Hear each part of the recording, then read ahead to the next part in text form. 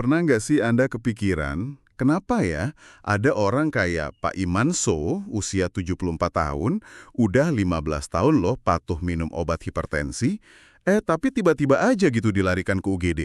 Tensi 220, nggak sadar, obat resepnya bahkan masih dipegang. Hmm, Istrinya pasti bingung banget kan, nanya, kami ini selalu minum obat teratur loh dok, kenapa ya kok bisa begini? iya pertanyaan itu kena banget ke inti masalah yang sering kita lupakan gitu. Pengalaman saya nih 50 tahun di bidang penyakit dalam, kardiovaskuler, polanya ya gitu-gitu aja, berulang terus. Oh ya, pola gimana tuh? Gini, 1 dari 3 kematian di era modern ini penyebabnya penyakit pembuluh darah. Terus 80% pasien saya yang usianya 70-an ke atas pasti ada aja masalah di pembuluh darahnya. Obat itu penting ya, nggak bisa dipungkiri. Tapi seringnya itu cuma kayak ngatur gejala di luarnya aja. Jadi kayak numpahin air dari ember bocor gitu ya, minum obat kolesterol tapi terus-terusan makan makanan yang nyumbat pembuluh darah. Jadi obatnya kerja, tapi keran masalahnya masih nyala terus gitu. Analogi yang bagus sekali, pas banget. Obat hipertensi mungkin bisa nurunin angka di alat tensi ya, tapi belum tentu tuh dia benerin kekakuan di pembuluh darah yang kecil-kecil. Ah, oke oke. Obat diabetes juga nurunin gula darah, oke, tapi akar masalahnya resistensi insulinnya itu seringkali nggak kesentuh. Ada semacam kebenaran yang agak tersembunyi gitu ya soal makanan kita sehari-hari yang diam-diam ngerusak pembuluh darah. Wah, ini menarik nih. Oke oke, ayo kita bedah lebih dalam lagi. Jadi sumber kita kali ini benar-benar dari pengalaman klinis 50 tahun seorang dokter ya, yang ngelihat langsung apa sih yang sebenarnya terjadi di balik piring makan kita. Betul. Tujuan kita di sini jelas, ngasih Anda pemahaman biar bisa milih bahan bakar yang pas buat tubuh. Ini juga bagian dari misi kita di channel Kembali ke Masa Muda, ya kan? Untuk bantu Anda sehat optimal. Nah, kalau Anda ngerasa pembahasan ini penting, jangan lupa dukung kami ya. Klik subscribe dan like sekarang juga, biar infonya nyampe ke lebih banyak orang. Oke, siap. Kita mulai dari mana nih? Kolesterol dulu kali ya? Banyak banget yang mikir, gampang, stop makan daging aja pasti kolesterol turun. Tapi ya ampun, nggak sesederhana itu ternyata. Bener banget. Kayak kasusnya Pak Park Jung-soo ini, usia 78 tahun. Beliau ini vegetarian ketat 30 tahun loh. Nyaris nggak pernah nyentuh daging atau ikan. Tapi kolesterolnya 290. Gila nggak tuh? Iya kan? Dan yang lebih bikin kaget, usia pembuluh darahnya itu divonis 20 tahun lebih tua dari usia aslinya. Astaga, terus apa yang salah dong? Makanannya gimana emang? Nah, pas digali lebih dalam, menu hariannya itu ternyata penuh jebakan Batman. Sering makan roti kacang merah, terus kopi instan yang sachetan itu, bekal dari toko kelontong, sup instan, minuman beras manis kayak sike, sama kue beras yang pakai sirup banyak. Jadi intinya makanan olahan semua ya? Iya, intinya itu.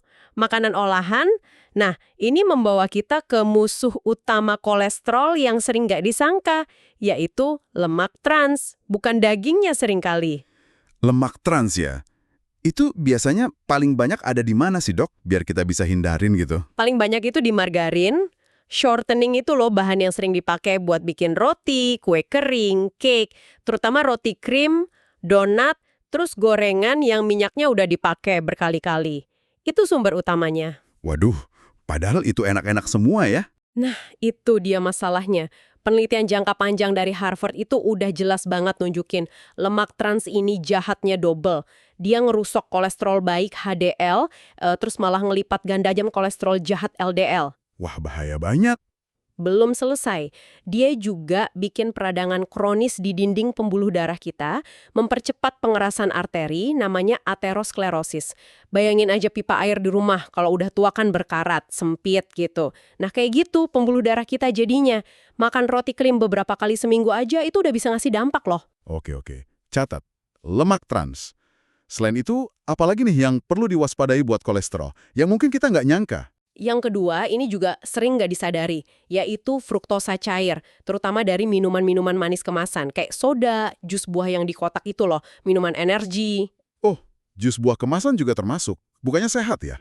Nah ini beda, fruktosa cair ini diubah sama hati kita jadi trigliserida, itu jenis lemak darah. Cepet banget, lebih cepet dari gula biasa malah. Coba bayangin 1 gelas jus jeruk kemasan itu gulanya bisa setara 6 buah jeruk asli.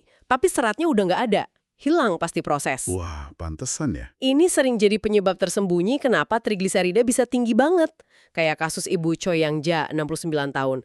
Trigliseridanya sampai 450. Padahal beliau ngakunya jarang makan gorengan atau yang berlemak. Ternyata tiap hari minum 2 jus jeruk kemasan plus 1 jus anggur kemasan. Astaga. Jadi, mending makan buah utuh langsung ya. Jelas jauh lebih baik. Nah, terus gimana sama makanan pokok kita nih, kayak nasi, roti? Nah, ini dia yang ketiga. Karbohidrat olahan. Nasi putih, roti tawar yang putih itu, mie instan, kue beras kayak tok-tok di Korea, atau lontong ketupat kalau di kita ya. Emang sih kelihatannya nggak berlemak ya? Iya, kan nggak digoreng. Betul, tapi dia itu naikin gula darah cepet banget. Nah, gula darah yang naik cepat dan berlebih ini sama tubuh bakal diubah jadi lemak, terutama trigliserida, terus disimpan di hati. Ada penelitian di Belanda itu nunjukin orang yang sering makan karbohidrat olahan, rata-rata trigliseridanya 30% lebih tinggi loh. Wow, 30%? Iya, contohnya kayak nenek Kim Sun Shim, 71 tahun. Beliau masuk UGD gara-gara trigliseridanya di atas 400. Usut punya usut, pemicunya ya kebiasaan makan tok, sikye, sama 3 lembar roti tawar tiap hari. Aduh, padahal itu kayaknya makanan biasa aja ya. Terus yang keempat nih, soal daging olahan. Kayak sosis, ham, bacon, cornet gitu. Selain katanya banyak garam, gimana efeknya ke kolesterol? Daging olahan ini selain emang tinggi garam dan pengawet kaya nitrat yang sama WHO udah dikaitin sama risiko kanker ya, seringkali juga tinggi lemak jenuh. Plus, kadang ada lemak trans juga dari proses pengolahannya. Jadi double lagi ya masalahnya. Iya, kombinasinya ini nggak cuma naikin LDL secara langsung, tapi juga bisa melukai lapisan dalam pembuluh darah kita, namanya endotel. Kalau udah luka, ya gampang terjadi peradangan dan aterosklerosis tadi. Oke. Balik lagi nih ke Pak tadi, yang vegetarian itu. Kan kolesterolnya tinggi banget tuh. Terus gimana akhirnya? Nah, pas dikasih tahu harus stop makanan olahan tadi, awalnya beliau ya ragu. Nanya, loh terus saya makan apa dong? Wajar sih ya udah kebiasaan puluhan tahun. Iya, pasti bingung. Tapi setelah 3 bulan benar-benar ngubah pola makan, obat kolesterolnya tetap diminum ya waktu itu, hasilnya luar biasa. Kolesterolnya turun drastis dari 290 jadi 185. Wah, signifikan banget itu turunnya. Iya, ini bukti nyata banget kalau pilihan makanan kita itu punya kekuatan besar buat ngubah kondisi kesehatan, bahkan untuk kolesterol yang kelihatannya bandel. Oke, kolesterol udah clear ya jebakannya di mana aja. Sekarang kita pindah ke hipertensi nih. Ada lagi kasus Pak Park Sunam, 70 tahun. Udah 20 tahun minum obat hipertensi, tapi kok tensinya masih naik turun nggak jelas, bahkan pernah sampai 195 masuk UGD. Padahal beliau udah sumpah-sumpah katanya nggak makan asin. Apa ya yang kelewat? Nah, ini juga sering kejadian. Setelah digali-gali lagi nih kebiasaannya, ternyata beliau itu suka banget makan ramen instan. Seminggu bisa 1-2 kali. Dan, nah ini dia, kuahnya itu selalu dihabisin sampai tetes terakhir.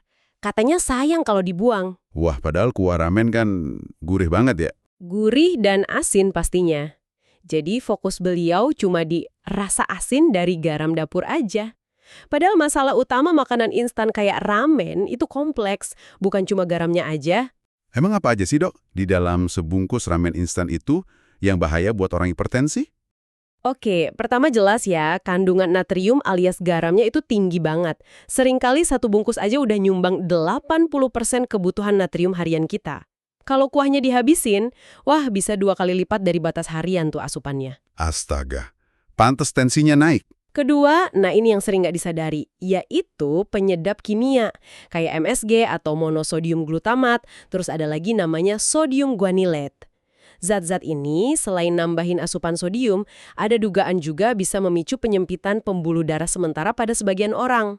Terus juga bisa membebani kerja ginjal. Jadi efeknya numpuk ya? Iya, efek kumulatifnya itu bisa bikin tensi naik rata-rata 15 mmHg loh setelah makan ramen. Ya, kayak nggak ngaruh gitu jadinya obat hipertensi yang udah diminum. Sayang kan? Iya ya, kayak percuma minum obat dong. Nah, selain makanan instan yang modern gitu, ada nggak sih makanan tradisional kita yang perlu diwaspadai juga sama penderita hipertensi? Ada banget. Terutama jenis jeotkal atau seafood yang difermentasi, sama jangaji atau acar sayuran ala Korea. Kalau di kita mungkin mirip ikan asin, terasi, atau acar-acar yang garamnya kuat ya. Contohnya apa tuh kalau di Korea? Kayak myeongnan jotget, itu telur ikan polok yang diasinkan. Ojinge ojot, itu cumi asin fermentasi. Terus acar daun prila, acar bawang putih. Rasanya emang enak sih jadi pendamping nasi, tapi konsentrasi garamnya itu bisa 15-20%. Tinggi banget. Wow. 1 sendok makan myeongnan jot aja itu udah bisa nyumbang separuh kebutuhan natrium harian loh. Coba bayangin, makan itu pakai nasi anget, pasti kan jadi haus ya, terus minum banyak air. Akibatnya, volume darah di tubuh naik, jantung jadi kerja lebih keras buat mompa. Ya, tensinya melonjak deh. Masuk akal, masuk akal. Terus gimana sama makanan beku atau yang siap saji dalam kemasan itu, Dok? Kayak frozen food atau makanan retort. Nah, makanan beku dan retort ini juga perlu diwaspadai. Kayak pangsit beku atau mandu, pizza beku, kari instan, saus jajajang instan. Sama kayak makanan olahan lain, seringkali kandungan natriumnya tinggi banget buat tujuan pengawetan. Seberapa tinggi biasanya? Ada penelitian di Jerman nunjukin rata-rata bisa 400% lebih tinggi kandungan natriumnya dibanding bahan segarnya.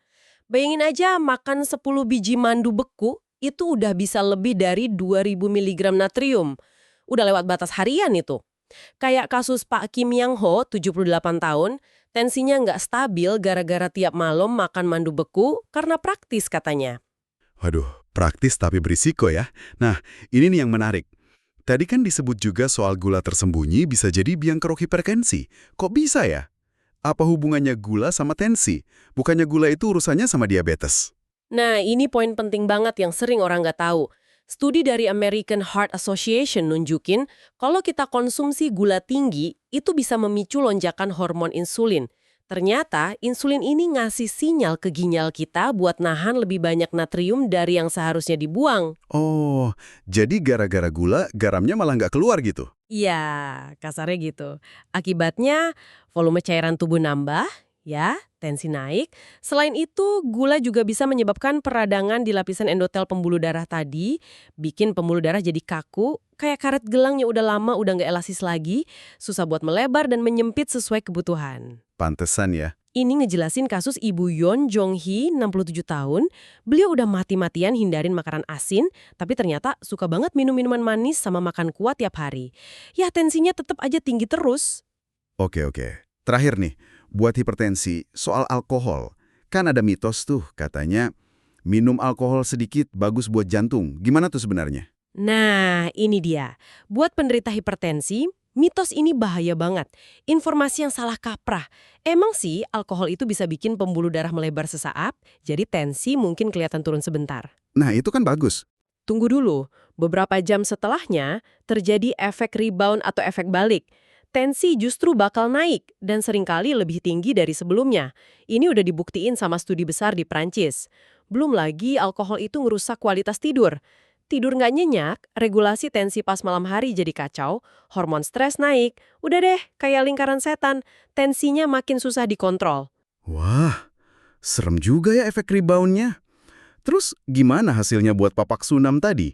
Yang suka makan ramen, jotgal, makanan beku, minuman manis, dan alkohol. Hasilnya bagus banget. Dalam 3 bulan, tensinya stabil loh. Dari yang tadinya sering 195, turun jadi sekitar 135-an. Bahkan dosis obat hipertensinya bisa dikurangi setengah sama dokternya. Wah, luar biasa. Iya, tapi ya itu, penyesalannya cuma satu. Beliau bilang, coba saya tahu info ini 20 tahun yang lalu ya. Ini nunjukin banget nggak ada kata terlambat buat berubah, dan hasilnya bisa signifikan. Oke, dari hipertensi kita geser ke diabetes. Ini juga banyak banget kasusnya. Kayak Pak Kim Cholso, 65 tahun. Begitu didiagnosis diabetes, beliau langsung ketat banget. Nggak mau nyentuh gula pasir, kue-kue manis, bahkan buah aja dibatasin banget. Tapi kok aneh ya? Gula darah puasanya masih sering di atas 200. Terus HbA1c-nya juga kan rata-rata gula darah 3 bulan ya, masih 8,2%. Itu kan tinggi banget. Risiko komplikasinya besar. Kenapa bisa gitu ya? Nah, ini dia. Pas ditanya lebih detail lagi pola makannya, ternyata gini. Paginya beliau makan nasi merah, bagus kan kelihatannya. Siangnya kadang makan mie atau roti, terus malamnya nasinya diganti ubi atau kentang kukus. Kayaknya udah sehat banget ya kedengerannya. Udah hindarin gula tambahan, nasinya juga diganti. Iya, kelihatannya begitu. Beliau memang udah hindarin gula tambahan, kayak gula pasir atau sirup, tapi tanpa sadar, beliau terus-terusan makan makanan lain yang efeknya ke gula darah itu sama aja cepetnya kayak gula. Oh, jadi bukan cuma gula pasir aja ya yang jadi masalah buat diabetes sih? Musuh pertamanya, meskipun nggak manis rasanya, itu justru biji-bijian olahan ya. Kayak nasi putih, mie, roti gitu. Tepat sekali. Nasi putih, mie, tiok, atau lontong ketupat tadi, roti tawar putih. Kenapa? Karena seratnya udah rendah banget atau bahkan hilang pas diproses. Jadi gampang banget dicerna sama tubuh. Gulanya langsung banjir ke darah. Gula darah melonjak drastis. Seberapa drastis sih? Bayangin aja, makan semangkuk mie, itu efek lonjakan gula darahnya bisa setara sama makan 15 sendok teh gula pasir loh. Astaga, sebanyak itu ya? Ya, itu tetap perlu diperhatikan sama penderita diabetesi. GI itu apa sih, Dok? Biar gampang ngertinya. Gampangnya gini, GI itu angka yang nunjukin seberapa cepat suatu makanan naikin gula darah kita setelah dimakan. Makin tinggi angkanya, makin cepat naiknya. Nah, nasi merah itu GI-nya masih lumayan tinggi, jadi porsinya tetap harus diatur buat diabetesi. Oke. Paham sekarang soal GI. Nah, terus gimana sama sayuran akar kayak kentang atau ubi? Kan sering banget tuh dibilang pengganti nasi yang lebih sehat. Nah, ini juga perlu hati-hati buat diabetesi. Kentang rebus itu GI-nya bisa sekitar 85 loh. Itu lebih tinggi dari minuman cola. Ubi jalar juga GI-nya di atas 70. Wah, kaget juga dengernya. Kirain aman-aman aja. Jadi kalau ganti nasi sama kentang atau ubi bukan berarti otomatis gula darahnya aman. Porsinya itu loh yang harus diukur banget. Kayak kasus nenek Park Yang Yi, 72 tahun. Gula darahnya malah naik justru setelah beliau rutin makan 2 kentang rebus tiap hari. Karena ngiranya itu sehat dan aman buat diabetes. Ya ampun, kasihan ya. Niatnya baik padahal. Terus, jus buah dan smoothie gimana? Kan itu dari buah asli, bukan tambahan gula. Tetep beda banget sama makan buah utuh. Pas buah di jus atau di blender jadi smoothie, seratnya itu banyak yang hancur atau hilang. Padahal serat itu penting banget buat memperlambat penyerapan gula. Tanpa serat, gula alami dari buahnya yang udah terkonsentrasi itu diserap cepet banget sama tubuh. Akibatnya, lonjakan gula darah lagi. Jadi intinya, serat itu penting banget ya. Penting banget. Data dari American Diabetes Association nunjukin minum jus itu bisa naikin gula darah 3 kali lebih cepat dibanding makan buah utuhnya langsung. Oke. Harus makan buah potong aja berarti ya. Terus, ada lagi nih, jebakan dari makanan olahan sehat. Kayak sereal sarapan, granola, atau energy bar gitu. Kan sering ada tulisan whole grain, rendah lemak, gitu-gitu. Nah, ini juga marketing trap seringnya. Kemasannya emang kelihatan sehat dan meyakinkan ya. Tapi coba deh dibaca label nutrisinya di belakang. Seringkali isinya itu penuh gula tersembunyi. Bisa dalam bentuk sirup jagung, madu, gula aren, atau pemanis lainnya. Jadi harus teliti baca label ya. Wajib. Sereal sarapan misalnya, apalagi kalau dimakan pakai susu. Itu udah serangan ganda. Gula dari biji-bijian olahannya plus laktosa atau gula alami dari susunya. Kayak Ibu Bang Mija, 68 tahun, HbA1c-nya naik jadi 7,8% setelah rutin sarapan granola yang katanya sehat itu. Kuncinya emang di label nutrisi, cek kandungan gulanya. Siap dok, periksa label. Terus, bumbu dan saus siap pakai. Kayak saus tomat, saus sambal botoan, saus barbecue, teriyaki gitu, itu ngaruh juga. Ngaruh banget, coba deh lihat lagi komposisinya. Saus tomat, saus barbecue, saus teriyaki, itu seringkali pakai sirup jagung tinggi fruktosa atau gula pasir sebagai salah satu bahan utamanya, biar rasanya enak dan teksturnya bagus. Contohnya gimana? 2 sendok makan saus tomat aja itu bisa setara sama 1 sendok teh gula loh. Nah, kalau kita pakai banyak buat cocolan atau masak, nggak kerasa kan nambahin asupan gula? Ini sering banget nggak disadari jadi sumber gula tambahan. Bener juga ya, nggak kepikiran kalau saus bisa nyumbang gula sebanyak itu. Terakhir nih, yang agak kontroversial. Pemanis buatan. Kan katanya 0 kalori tuh. Aman dong buat diabetes. Kayak di minuman zero atau kopi saset bebas gula gitu. Nah, 0 kalori itu belum tentu 0 efek buat tubuh kita jangka panjang. Ada studi menarik dari Israel yang nunjukin kalau pemanis buatan kayak aspartam atau sukralosa yang banyak dipakai, itu ternyata bisa mempengaruhi komposisi bakteri baik di usus kita. Oh ya, gimana pengaruhnya? Perubahan bakteri usus ini ternyata bisa bikin tubuh kita jadi lebih resisten terhadap insulin. Jadi, meskipun kalorinya 0, dalam jangka panjang malah bisa bikin kontrol gula darah jadi lebih susah. Makanya, ini bukan solusi ideal sebenarnya. Lebih baik kurangin manis secara keseluruhan aja. Wah, kompleks juga ya ternyata soal pemanis buatan ini. Terus gimana kabar Pak Kim Chol-soo tadi, Dok? Setelah beliau hindarin semua jebakan ini, terus ganti karbohidrat olahannya sama sumber serat tinggi kayak sayuran hijau atau mungkin quinoa gitu. Hasilnya signifikan banget. Gula darah puasanya yang tadinya sering 200-an, stabil turun jadi sekitar 125. Dan yang lebih penting, HbA1c-nya turun drastis dari 8,2% jadi 6,1%. Itu udah masuk kategori terkontrol baik. Keren banget. Ini bukti nyata ya kalau pemahaman menyeluruh soal makanan itu penting banget. Bukan cuma fokus di manis atau gula pasir aja. Oke, kita udah kupas tuntas nih apa aja makanan yang sebaiknya dihindari buat jaga kesehatan pembuluh darah, baik itu untuk kolesterol, hipertensi, maupun diabetes. Tapi ternyata ada faktor lain yang nggak kalah pentingnya, yaitu bagaimana cara kita makan. Bener gitu, Dok? Betul sekali, ini krusial banget. Ada kasus nih Pak Jong Hyun Ho, 71 tahun. Beliau ini udah komplikasi lengkap. Hipertensi ada, diabetes ada, kolesterol tinggi juga. Udah minum obat rutin, udah milih-milih makanan juga katanya. Tapi kok kondisinya nggak membaik, malah cenderung memburuk. Wah, kenapa bisa gitu ya? Udah usaha padahal? Nah, setelah diobservasi lebih dekat lagi kebiasaan makanannya sehari-hari, baru ketahuan biang keroknya. Ada beberapa kebiasaan yang kelihatannya sepele, tapi dampaknya besar. Pertama, beliau ini sering makan larut malam, atau istilahnya yashik. Yashik itu maksudnya gimana? Makan berat gitu? Nggak harus makan berat, ngemil sedikit aja setelah jam 9 malam, misalnya makan buah sepotong atau kacang segenggam, itu udah termasuk. Studi dari Stanford nunjukin, makan larut malam tuh bisa nurunin sensitivitas insulin sampai 30% loh besok paginya, terus bisa naikin tensi pas kita tidur sekitar 10 mm Hg. Kok bisa gitu ya? Karena makan larut malam itu ganggu jam biologis tubuh kita. Produksi hormon tidur melatonin jadi terhambat, kualitas tidur jadi jelek. Akibatnya, hormon stres kortisol malah naik. Nah, kortisol naik ini ujung-ujungnya naikin gula darah sama tensi lagi. Jadi muter aja di situ. Oke. Hindari makan atau ngemil setelah jam 9 malam ya. Terus, kebiasaan kedua apa nih yang sering jadi masalah? Ini umum banget. Makan terlalu cepat. Pak Jong ini kebiasaannya kalau makan nggak pernah lebih dari 10 menit. Selesai. Wah, cepet banget. Kayak dikejar setoran ya. Emang kenapa kalau makan cepet? Masalahnya, otak kita itu butuh waktu sekitar 15-20 menit buat dapat sinyal kenyang dari perut. Kalau kita makan terlalu cepat, kita udah keburu makan banyak sebelum sinyal kenyang itu nyampe. Jadinya, ya makan berlebihan. Terus gula darah juga naiknya jadi cepet banget, kayak shock gitu buat badan. Beban pencernaan juga jadi berat. Oh, DP ya.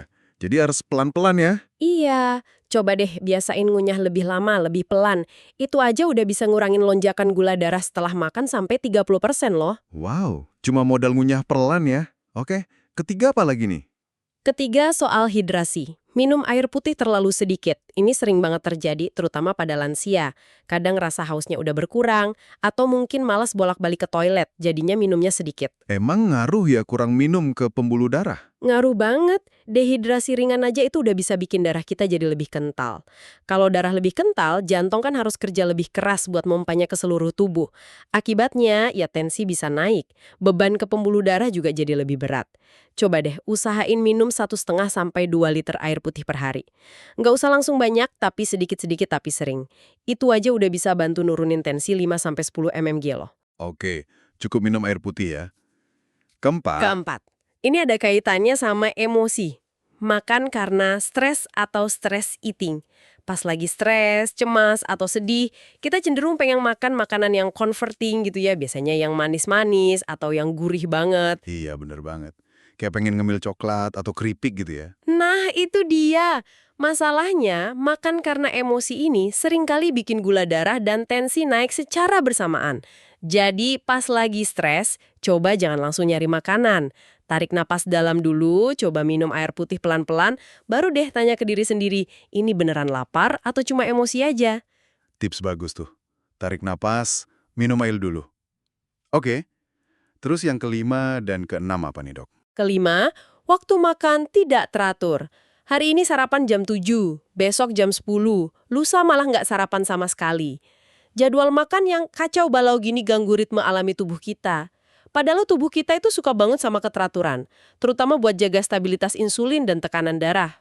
Jadi usahakan jam makan konsisten ya. Iya, sebisa mungkin. Dan yang keenam, ini juga kebiasaan modern banget, makan sambil nonton TV atau main HP.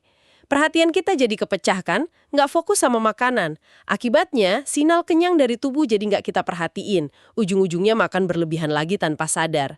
Selain itu, makan sambil terdistraksi gitu juga bisa ningkatin hormon stres dan ganggu proses pencernaan loh. Wah, banyak juga ya kebiasaan sepele yang ternyata ngaruh banget. Terus gimana hasilnya buat Pak Jong tadi? Setelah beliau coba perbaiki semua kebiasaan ini satu persatu. Hasilnya memuaskan banget. Tensi yang tadinya sering 165, stabil di 130-an. Gula darah dari 185 turun ke 120. Kolesterol juga dari 265 jadi 185. Perbaikannya signifikan di semua lini. Ini bukti kalau memperbaiki cara kita makan itu sama pentingnya dengan memilih apa yang kita makan.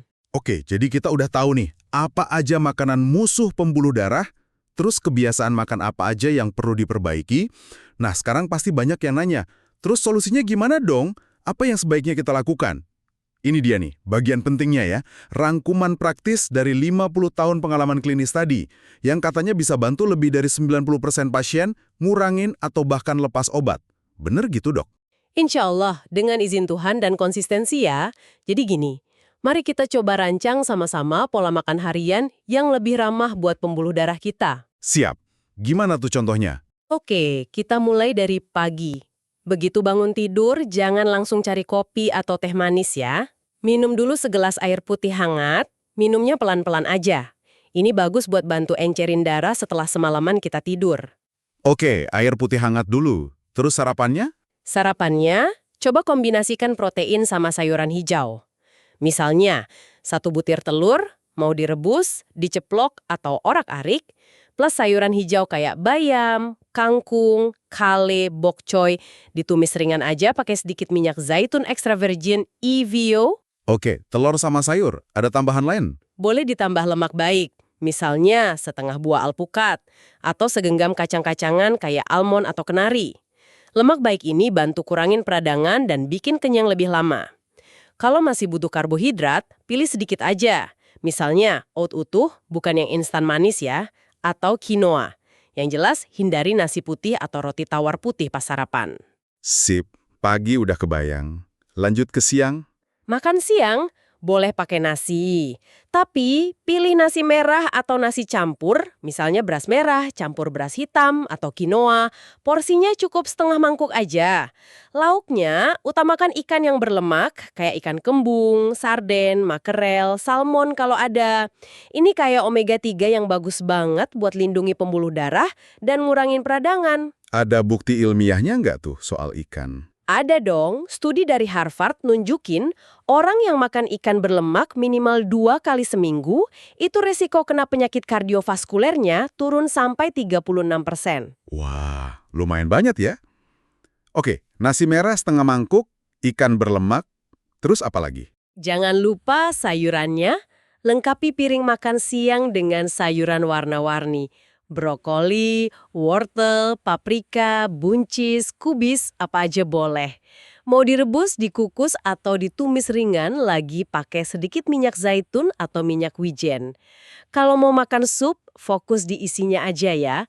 Kuahnya jangan dihabisin semua. Cukup setengah mangkuk kecil aja maksimal. Oke, sayuran warna-warni, sup isinya aja. Nah, di antara jam makan, kadang kan lapar tuh. Camilan yang bagus apa ya? Kalau memang lapar di antara jam makan utama, misalnya jam 10 pagi atau jam 3 sore, pilih camilan sehat.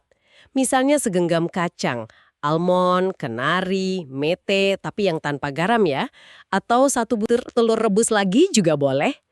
Kalau mau buah, pilih setengah buah apel atau pir, tapi dimakan sama kulitnya, karena seratnya banyak di situ, dan kunyahnya pelan-pelan. Hindari banget jus buah kemasan atau buah kering buat camilan, karena itu bikin gula darah melonjak cepat. Oke, kacang tanpa garam, telur rebus, atau buah potong sama kulitnya. Terakhir, malam gimana nih? Sering dibilang makan malam bikin gemuk lah, nggak bagus lah. Makan malam itu sebaiknya porsinya paling ringan dibanding makan pagi atau siang. Fokusnya lebih ke protein sama sayuran. Misalnya tahu atau tempe bacem kukus, atau ikan lagi. Ditemani banyak sayuran, bisa lalapan segar atau salad. Karbohidratnya minimal banget atau kalau bisa malah dihilangkan aja pas makan malam. Jadi malam nggak pakai nasi atau karbo lain ya? Iya, usahakan begitu. Dan yang penting juga, usahakan stop makan setelah jam 7 malam. Kalaupun haus setelah itu, cukup minum air putih atau teh tawar tanpa gula. Ini aja udah bantu banget buat stabilin gula darah sama tensi pas kita tidur nanti. Wah, jelas banget nih panduan makan hariannya. Tapi katanya tadi ada kunci tambahan lagi ya, yang penting banget soal cara makannya. Bisa luar biasa. Seringkali lebih penting dari sekedar milih makanannya. Apa aja tuh 3 rahasia itu? Yang pertama, urutan makan. Ini penting banget. Biasakan makan dengan urutan, sayuran dulu, habiskan sayurnya, baru makan protein, ikan, ayam, tahu, tempe, dan yang paling terakhir, baru makan karbohidrat, nasi, kentang, ubi. Oh, jadi ada urutannya ya? Kenapa harus gitu? Ada studi dari Jepang yang nunjukin makan dengan urutan ini aja bisa ngurangin lonjakan gula darah setelah makan sampai 50% loh. Logikanya, serat dari sayuran yang dimakan duluan itu jadi semacam bantalan atau rem buat penyerapan gula dari karbohidrat yang dimakan belakangan. Wah, keren banget ini tipsnya. Urutan sayur, protein, karbo. Oke, yang kedua apa? Yang kedua, mengunyah perlahan. Klise ya kedengarannya, tapi ini penting banget. Targetkan minimal 30 kali kunyahan untuk setiap suap makanan. Biar nggak lupa, coba deh setiap habis nyuap, letakkan dulu sendok atau garpu di piring, baru fokus ngunyah. Ini bantu banget buat pencernaan optimal dan ngasih waktu buat sinyal kenyang nyampe ke otak. 30 kali ya? Oke, PR nih buat latihan. Yang ketiga? Yang ketiga, waktu minum air yang tepat. Tadi kan udah dibahas pentingnya minum cukup air, minimal 1,5 liter sehari. Nah, timingnya juga penting. Biasakan minum segelas air putih sekitar 30 menit sebelum makan. Ini bantu isi perut sedikit jadi nggak terlalu kalap pas makan. Terus pas lagi makan, minumnya sedikit aja kalau perlu. Baru deh, tunggu sekitar 1 jam setelah makan selesai, baru minum lagi yang agak banyak. Kenapa nggak boleh minum banyak pas lagi makan? Tujuannya biar enzim-enzim pencernaan di lambung kita nggak terlalu encer karena kebanyakan air. Jadi proses pencernaan makanannya bisa lebih optimal. Oke. Urutan makan, kunyah perlahan, sama timing minum air. 3 kunci tambahan ya. Ada bukti nyata lagi nggak nih, Dok, orang yang berhasil menerapkan semua ini? Ada dong. Contohnya Pak Han Sang-chol, 79 tahun. Beliau ini komplit juga masalahnya. Tapi setelah rutin praktekin pola makan dan 3 cara makan tadi selama 3 bulan, hasilnya bagus banget. Obat hipertensinya bisa dikurangi setengah dosisnya, dan obat diabetesnya malah bisa di-stop sama sekali sama dokternya. Beliau juga cerita badannya jadi terasa jauh lebih ringan dan bertenaga. Luar biasa ya, Dok. Hasilnya bisa secepat dan signifikan itu.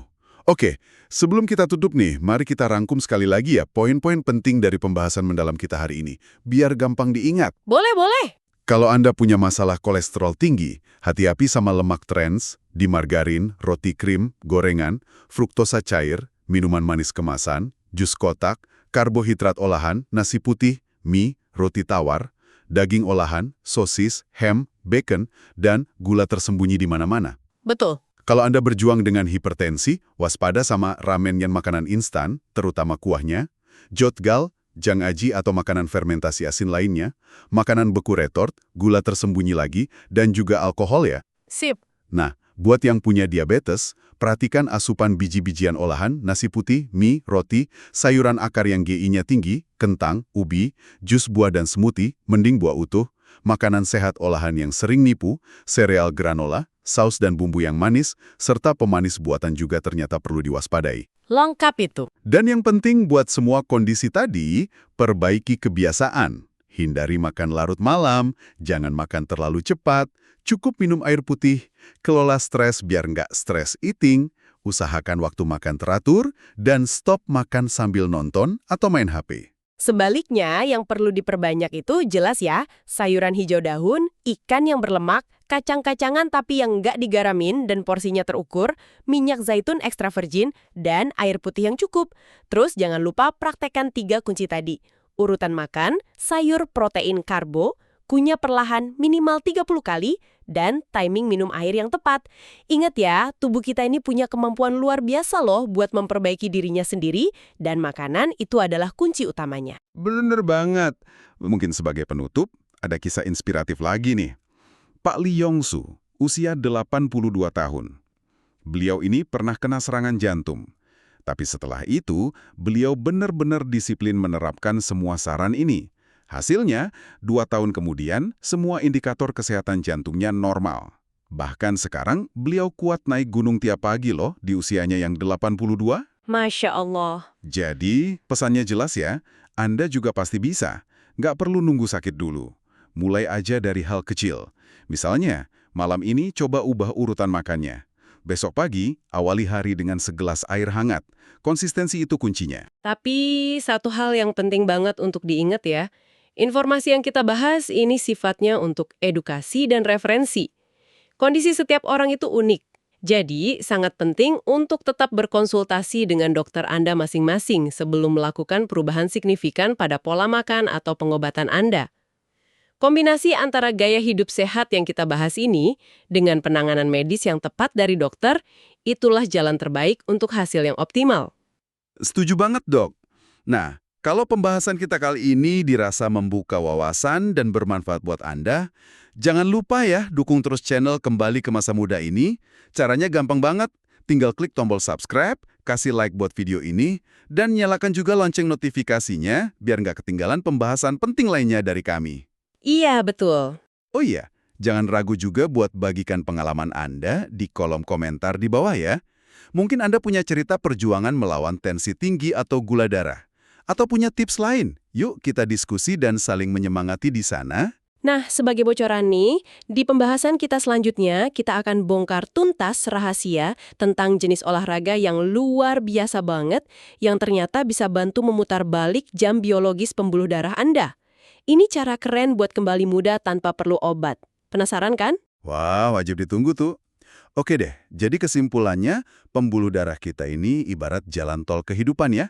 Jaga kebersihannya, jaga kelancarannya, maka kita membuka jalan menuju hidup yang lebih sehat, lebih panjang, bahkan mungkin sampai usia 100 tahun. Dan kuncinya, ternyata ada di piring makan kita masing-masing. Terima kasih banyak sudah menyimak pembahasan mendalam kali ini bersama Kembali ke Masa Muda. Tetap sehat, tetap semangat.